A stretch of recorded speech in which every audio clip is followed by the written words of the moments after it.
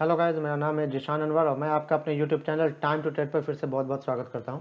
इस वीडियो में हम ऐसे 5 स्टॉक के बारे में बात कर रहे हैं जो मंडे को या अगले कुछ दिनों में ब्रेकआउट दे सकते हैं। ब्रेकआउट देने का ये मतलब बिल्कुल भी नहीं है कि आप इसे ब्लाइंडली फॉलो करके अपना पैसा इसमें लगा दें।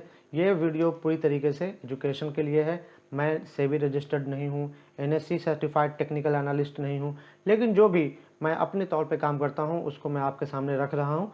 लेकिन अगर आपको इस तरह के किसी भी ट्रेड को करना है तो ज़रूर से ज़रूर आपको खुद से एनालिसिस करना चाहिए। मैं ऐसे 5 ऐसे स्टॉक के बारे में बता रहा हूँ जो आपको शायद मंडे को या उसके अगले कुछ दिनों में ब्रेकआउट दे दे। ठीक है, लेकिन आप हमेशा अपना रिस्क और रिवार्ड रेशियो को सामने में रख करके, ध्यान में रख करके ही इसको ट्रेड करें। आपका पैसा बहुत हार्ड अर्न होता है, इसलिए उसको ऐसे ही ब्लाइंडली किसी के टिप्स पर फॉलो करके बर्बाद करने की ज़रूरत नहीं है। तो मैं यहाँ जो बता रहा हूँ वह एक आइडिया दे रहा हूँ, ना कि मैं आपको कोई टिप्स दे रहा हूँ कि ये स्टॉक कल भागेगा और वो स्टॉक कल नहीं भागेगा। ऐसा कुछ भी नहीं होने वाला है। मैं सिर्फ आपको आइडिया दे रहा हूँ कि टेक्निकल बैकग्राउंड पर इस तरह के स्टॉक एक ब्रेकआउट देने की चांसेस रखते हैं। ठीक है, तो सबसे पहले मैं जो बात कर रहा हूँ वो पेज इंडिया के बारे में बात कर रहा हूँ। आप ये यहाँ पर देख सकते हैं कि मैंने पेज इंडिया का ये नाम यहाँ पे लिख रखा है जो स्टॉक है। लेकिन उससे पहले हम आपको टेक्निकली कुछ चीज़ बता दें जो ज़्यादा ज़रूरी है कि मैंने यहाँ पर 3 मूविंग एवरेज का इस्तेमाल कर रखा है अपने चार्ट के ऊपर। एक 50 DMA है, एक 100 DMA है और एक 200 DMA है। तो 3 मूविंग एवरेज है हमारे सामने। साथ ही साथ यहाँ वॉल्यूम्स है जो हमें समझने में मदद करेगा कि ये स्टॉक का अगला कंडीशन क्या हो सकता है। इसके बाद MACD है, मूविंग एवरेज क्रॉस डाइवर्जेंस। ठीक है, ताकि ये पता चले कि कब यह स्टॉक जो है वो ट्रेंड चेंज कर रहा है, बेरिश से बुलिश की तरफ बढ़ रहा है, डाउन ट्रेंड से अप ट्रेंड की तरफ बढ़ रहा है और कितना अप ट्रेंड है। इसके अलावा मैंने RSI 14 का यहाँ इस्तेमाल किया है। तो ये कुछ इंडिकेटर्स हैं जिसका यूज़ हम कर रहे हैं इसको समझने में कि ये अगर ब्रेकआउट दे सकता है तो कितना दे सकता है और अभी इसका कंडीशन क्या है। ये 5 यानी वॉल्यूम, मूविंग एवरेज, MACD, 3 तरह का वॉल्यूम, 3 तरह के मूविंग एवरेज, वॉल्यूम, MACD और RSI, इन इंडिकेटर्स का यूज़ हम पांचों स्टॉक पर करेंगे और यहाँ देखेंगे कि किस तरह का कंडीशन सामने में बन रहा है। ठीक है, तो यहाँ पर देखें ये मेरा पेज इंडिया है। इसका प्राइस 44,087 अभी है और कल जो ये हाई गया है ये 44,397 पर इसका हाई गया है। तो ये जो स्टॉक चल रहा है ये अभी अपने 52 वीक्स हाई पे चलता है। इसको हम ज़रा सा एक और चेक कर लें सिंबल इन्फॉर्मेशन से। और मैं आपको बता दूं कि ये ट्रेडिंग व्यू का प्लेटफॉर्म नहीं है, ये अप स्टॉक्स है। और अप स्टॉक्स चूँकि ट्रेडिंग व्यू भी देता है साथ में, तो हम लोग उसके चार्ट को ही यूज़ कर रहे हैं। अगर आपके पास अप स्टॉक्स का अकाउंट नहीं है तो डिस्क्रिप्शन में लिंक दिया हुआ है, आप उससे ज़रूर ओपन करें, उससे दूसरे फ़ायदे भी होंगे। मैं आपको किसी और वीडियो में इसके बारे में बताऊंगा। लेकिन फिलहाल पेज इंडस्ट्री क्या ब्रेकआउट दे सकता है, तो देखा जाए तो यहाँ एक चीज़ दिख रहा है कि पेज इंडस्ट्री का जो कल हाई है वो 44,937.25 है। ठीक है, जबकि 52 वीक्स हाई भी जो है वो सेम टू सेम है। यानी पेज इंडस्ट्री ने कल का दिन जो है वो ब्रेकआउट ही दिया है। ब्रेकआउट देने के बाद जो इसका प्राइस गया है वो 44,397.25 गया है, जो हाई गया है। तो क्या अब ये ब्रेकआउट दे सकता है ऐसे कंडीशन में जब कोई स्टॉक अपने 52 वीक हाई को टच करता है, हिट करता है या फिर नया 52 वीक्स हाई बनाता है। इस कंडीशन में हमें यह करना है कि जो हाई है क्लोजिंग तो कम होगा। क्लोजिंग आपका 44,000 है जबकि हाई इसका 44,300 एंड समथिंग है, राइट। क्लोजिंग इसका 44,087 है जबकि हाई इसका 44,400 के आसपास है। तो अगर ये स्टॉक दोबारा ब्रेकआउट कब दे सकता है, अगर ये नेक्स्ट डे भी 44,397 को क्रॉस करके आगे की तरफ सस्टेन करता है, तब ये स्टॉक आपको ब्रेकआउट दे सकता है। यानी अगर इसके अंदर आपको एंट्री करना है तो 44,400 के ऊपर ही एंट्री करना होगा। कोई भी इंसान, कोई भी ट्रेडर इसको 44,400 से पहले एंट्री नहीं करना चाहेगा। क्यों? इसकी वजह यह है कि हम अभी यहाँ देखें तो यहाँ जो RSI दिखा रहा है ये आपको ओवरबॉट जोन में दिखा रहा है। ओवरबॉट जोन उस जोन को कहते हैं जहाँ पर बहुत ज़्यादा खरीदारी हो चुकी है और अब इस कंडीशन में कुछ इन्वेस्टर्स ये चाहेंगे कि हम यहाँ पर प्रॉफिट बुक को करें। तो वैसे कंडीशन को हम लोग ओवरबॉट कहते हैं और RSI जो है वो हम ओवरबॉट का कंडीशन को दिखलाता है। तो यहाँ पर ओवरबॉट का कंडीशन बन रहा है। लेकिन MACD जो है वो ब्लू लाइन ने रेड लाइन के को पीछे छोड़ते हुए आगे भी निकला है, और ना सिर्फ आगे निकला है बल्कि लगातार जो है वो गैप को बढ़ा रहा है। इसका मतलब ये है कि ट्रेंड अभी भी इसका बुलिश है, ट्रेंड बुलिश है। RSI ओवरबॉट दिखला रहा है। वॉल्यूम यहाँ देखा जाए तो वॉल्यूम काफ़ी अच्छा है, इसमें कोई शक नहीं, एक बड़ा वॉल्यूम दिया गया है, तो वॉल्यूम अच्छा दिखाया जा रहा है। RSI जबकि ओवरबॉट जोन में दिखला रहा है, थोड़ा सा डर लगने वाली बात। MACD भी अच्छा दिखला रहा है। तो इस कंडीशन में हमको जो करना है वो क्या करना है कि अगर ये कल का हाई को तोड़ देता है तो इसके चांसेस बढ़ जाएंगे कि ये आगे भी हाई की तरफ ही जाएगा। स्टॉप लॉस आप अपने रिस्क के हिसाब से लगाएं।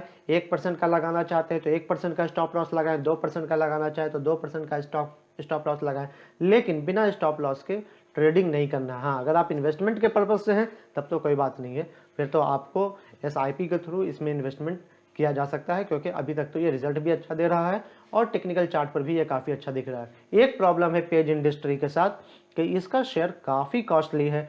44,400 पर जो मैं बता रहा हूँ कि एंट्री पॉइंट होना चाहिए, ये काफ़ी बड़ा अमाउंट है और लोग इतने बड़े अमाउंट को एक स्टॉक के अंदर देने में थोड़ा झिझकते हैं। तो कोई बात नहीं, नेक्स्ट स्टॉक को चेकआउट करते हैं कि नेक्स्ट स्टॉक मेरा किस तरीके का है। चलिए आगे बढ़ते हैं। तो अगला स्टॉक है इंडिया सीमेंट के ऊपर भी हम देखें तो तीनों मूविंग एवरेज का यूज़ कर रहे हैं हम लोग, 50 एंड 100 एंड 200, और हमें ये दिख रहा है कि ये तीनों मूविंग एवरेज से आपका प्राइस जो है वो काफ़ी ऊपर चल रहा है। काफ़ी ऊपर ही नहीं चल रहा है बल्कि स्टॉक ने कल एक लंबा ब्रेकआउट दिया है, और यहाँ पर देखें वॉल्यूम कितना स्ट्रांग है। ठीक है, वॉल्यूम इसका काफ़ी स्ट्रांग दिख रहा है, तो एक प्लस पॉइंट तो इसके साथ बन ही रहा है। MACD देखें तो MACD 0 को क्रॉस कर चुका है और इसका रेड लाइन भी 0 को क्रॉस कर चुका है। ब्लू लाइन 5 पॉइंट पर समथिंग चल रहा है, तो ये काफ़ी अच्छा इंडिकेशन है कि फर्दर इंडिया सीमेंट के अंदर मूवमेंट देखने को मिल सकता है। ठीक है, और इसको थोड़ा अगर हम जूम आउट करें तो हम ये देखें कि ये रेगुलर जो है वो अप ट्रेंड की तरफ चल रहा है, और यहाँ पर जो काफ़ी गिरावट आई थी, मार्केट जो हल्का करेक्शन के बाद बेरिश मोड में गया था। ठीक है, तो उसके बाद जब इसने अप मूव किया है वो बहुत स्ट्रांगली मूव किया है।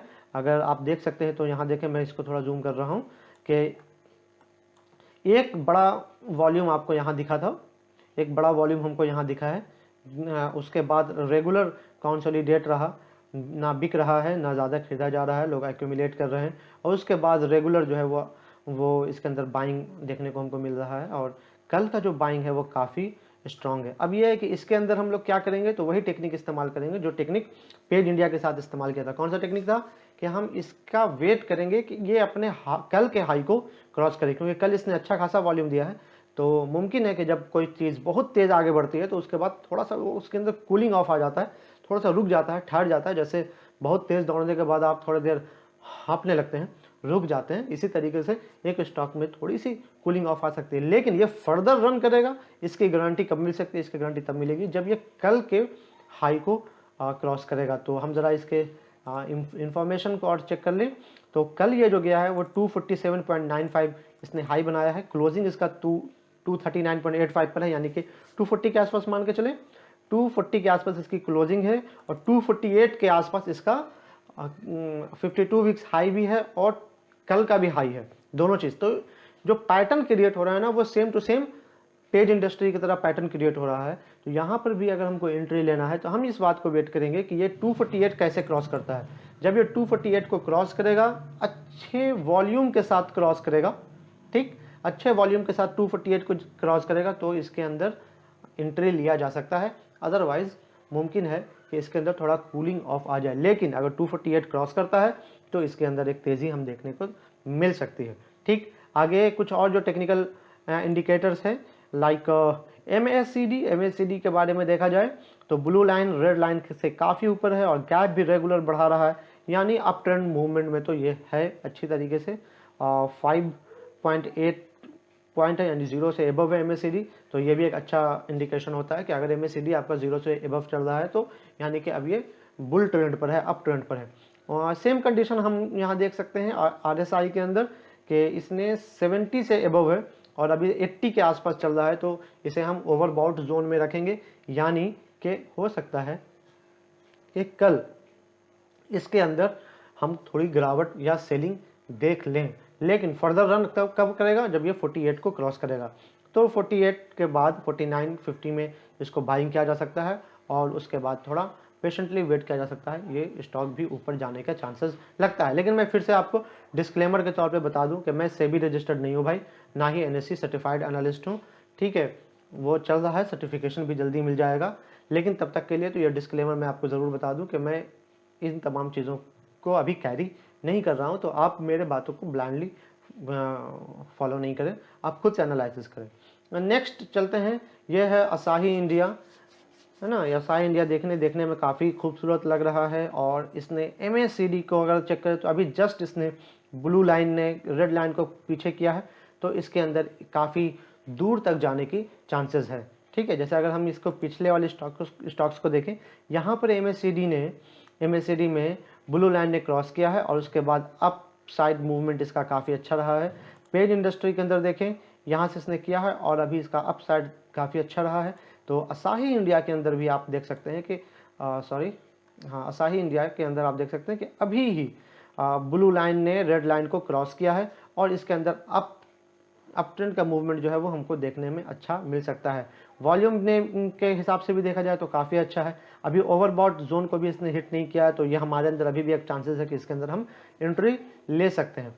लेकिन अगर हम इसको थोड़ा छोटा करें, जूम आउट करके देखें, तो हम देखिए जो लास्ट मेरा यहाँ से आपको दिख रहा है ना, लास्ट जो आपका हाई बनाया था वो बना है 533 पर, करेक्ट। और कल जो क्लोज हुआ है वो 532 पर क्लोज हुआ है, और इसका अगर हम सिंबल इंफॉर्मेशन निकालें तो 547 तक गया था, यानी कि पहला जो हाई था 533, इसको इसने तोड़ा है, 547 तक गया है, फिर वहां से ये वापस आया है, वापस आकर के अभी भी पहला जो हाई था 533 का जो हाई था उसके करीब करीब आकर के रुका है, यानी करीब करीब। अभी हम यहाँ पर भी थोड़ा सा वेट करेंगे, कितना वेट करेंगे, 547 को क्रॉस हो जाने दीजिए, क्योंकि कंडीशन देखा जाए तो जो पेज इंडस्ट्री का कंडीशन था, जो इंडिया सीमेंट का कंडीशन था, वही कंडीशन असाही इंडिया का भी बन रहा है। किस पोजीशन पर, कि ये टूडेज जो इसका हाई है, यानी जो लास्ट ट्रेडिंग सेशन था फ्राइडे को, उसका जो हाई है और 52 वीक्स का हाई है, ये दोनों का दोनों सेम है। अब ऐसे कंडीशन में हम इस बात का वेट करेंगे कि एक नया 52 वीक्स हाई बनाए, इस रिकॉर्ड को बीट करे, ताकि फर्दर रैली इसके अंदर देखी जा सके। अदरवाइज हमें यहाँ पर भी कूलिंग ऑफ का बन सकता है, लेकिन ऐसा लग रहा है कि ये अभी और ऊपर की तरफ ही जाएगा, क्योंकि वॉल्यूम अच्छे खासे वॉल्यूम पर ही ये क्लोज हुआ है। तो ऐसा ही इंडिया को भी आप अपने रडार पर रख सकते हैं, वॉच लिस्ट में रख सकते हैं, ठीक है। अगला एक और स्टॉक देखते हैं हम लोग, ये है विनाती ऑर्गेनाइजेशन। विनाती ऑर्गेनाइजेशन दिखने में ये चार्ट में काफ़ी मजबूत लग रहा है, काफ़ी स्ट्रांग है ना। और बाकी चीज़ें भी हम लोग देख सकते हैं, तो ये तीनों 50, 100 एंड 200 के एबव मूव कर रहा है, यानी कि इसका ट्रेंड जो है वो अप ट्रेंड है। MACD ने भी इसको अच्छा खासा इंडिकेशन दिया है, 30 पॉइंट चल रहा है, काफ़ी बेहतर। और ओवरबॉट जोन तो इसका कंडीशन वैसा नहीं है जैसा बाकी पिछले तीनों का कंडीशन था। यहाँ पर हमको ये देखना है कि इसका जो हाई है वो इस कैंडल पे हाई बन रहा है, 8 अक्टूबर 2021 के जो कैंडल है उस पर इसने हाई बनाया है। तो ऐसे कंडीशन में हमें ये बात का वेट करना है। पहले ये चेक करते हैं कि इसका कैंडल जो हाई बना था वो कितने पर हाई बना है। सो हाई है 2184 पर, ओके 2184 पर इसने हाई बनाया है। तो जब 2184 पर इसने हाई बनाया है तो अभी 2184 तक जाने के लिए इसको 4% की ज़रूरत है। तो आप या हम इसके अंदर एंट्री ले सकते हैं, अभी भी एंट्री इसके अंदर ले सकते हैं, लेकिन ब्रेकआउट जो आएगा वो 85 के बाद आएगा, यानी कि 2185 के बाद आएगा। तो डे ट्रेडिंग के लिए भी आप इसको लेकर के 80 के करीब स्क्वायर ऑफ कर लें, और उसके बाद अगर रिस्क लेना चाहते हैं तो फिर आगे का 85 का वेट कीजिए। उम्मीद है क्योंकि जिस तरीके से वॉल्यूम यहाँ क्रिएट कर रहा है छोटा छोटा, यहाँ देखा जाए, ठीक है, तो इस हिसाब से लगता है कि ये इसके अंदर जो रैली है वो अभी कंटिन्यू रहेगी, इसकी रैली अभी ख़त्म नहीं होनी चाहिए, ठीक है। MACD भी अच्छा दिखला रहा है। RSI अभी आपको ओवरबॉट जोन के अंदर गया नहीं है, लेकिन जाने के करीब करीब है। तो अगर ये 284 के आसपास पहुंचता है, 80 के आसपास पहुंचता है, जो अभी ऑलमोस्ट 4% की दूरी पर है, तो वहाँ पर ये ओवरबॉट जोन के अंदर जाएगा। 2185 से जब ये ऊपर जाएगा तो हम इसके अंदर एक ब्रेकआउट देख सकते हैं। तब तक तो आप इसको रडार में रखिए, वॉच लिस्ट में बना के रखिए। ठीक, नेक्स्ट क्या आगे अगला जो स्टॉक है वो हम लोग चेक करते हैं। ये है डॉलर। ओके, ये 1 मंथ का आ गया है। तो डॉलर का 1 मंथ का अगर आप देखें तो ये किस तरीके से जो इसने अपना ओपनिंग दिया है, ज़बरदस्त दिया है, लेकिन उसके बाद डाउनफॉल आया है और अब यहाँ पर ये एक कप क्रिएट कर रहा है, गोल है ना, हाइपर बोल। सो यहाँ पर आपको थोड़ा सा ध्यान देना है कि अगर ये अपने पिछले रिकॉर्ड को क्रॉस करता है, यानी ये वाला रिकॉर्ड नहीं, इस वाले पिछले रिकॉर्ड को क्रॉस करता है, तो आगे इसके लिए कोई रेजिस्टेंस या हर्डल नहीं है। तो ये आपके लिए एक मल्टी बैगर, हमारे लिए एक मल्टी बैगर भी हो सकता है। लेकिन आप अपना एनालिसिस कीजिए। मल्टी बैगर होने के लिए सिर्फ टेक्निकल चार्ट पे देखना नहीं पड़ता है, इसके लिए इसको फंडामेंटल देखना पड़ता है, इसका वैल्यूएशन चेक करना पड़ता है, और भी बहुत सारे एस्पेक्ट्स हैं जिसको चेक करना पड़ता है, जो अभी हम यहाँ पर करेंगे नहीं। लेकिन ये एज ए मल्टी बैगर दिख रहा है चार्ट पर। सो हम इसे 1 डे के ऊपर ले आते हैं और this is it's 1 day chart. Okay, so RSI इसको ओवरबॉट जोन में ही रख रहा है। और अगर देखा जाए तो कल ही इसने मूविंग एवरेज 50 को क्रॉस किया है। मूविंग एवरेज 100 से पहले ये चल रहा था और इसको एक सपोर्ट मिला हुआ था मूविंग एवरेज 100 के ऊपर। आप देख सकते हैं, इसको यहाँ पर भी देख सकते हैं कि नीचे आया है, लेकिन इसको क्रॉस करके सस्टेन नहीं कर पाया है।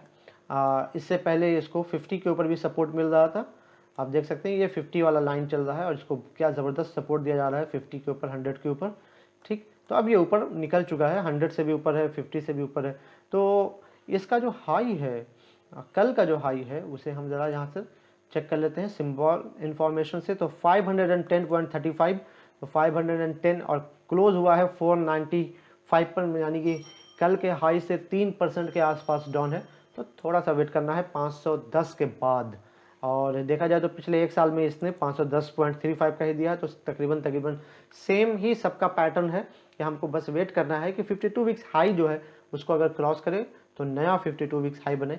पिछला जो इसका हाई है यहाँ पर वो 507 है, 507 है, यानी कि फिर पिछले टारगेट को, पिछले हाई को इसने तोड़ा है और तोड़ करके 510 गया, लेकिन सस्टेन नहीं किया, 495 तक गया। फिर RSI आपको यहाँ पर थोड़ा ओवरबॉट जोन की तरफ हिट करता हुआ दिख रहा है। तो ऐसे कंडीशन में हम इमीडिएट तो इसके अंदर एंट्री लेना मुनासिब नहीं समझते हैं, सही नहीं समझते हैं, बल्कि यह है कि हम इसका वेट करते हैं 512 के ऊपर। अगर डॉलर 512 के ऊपर जाता है, डॉलर अमेरिकन डॉलर नहीं है, ठीक है, डॉलर अगर 512 के ऊपर जाता है तो हम इसके अंदर भी खरीदारी कर सकते हैं। तो ये था बस आज का वीडियो। अगर आपको ये वीडियो पसंद आई है तो एक हिट कर दीजिए। अगर आपने सब्सक्राइब नहीं किया है तो सब्सक्राइब कर लीजिए। Thank you for watching this video.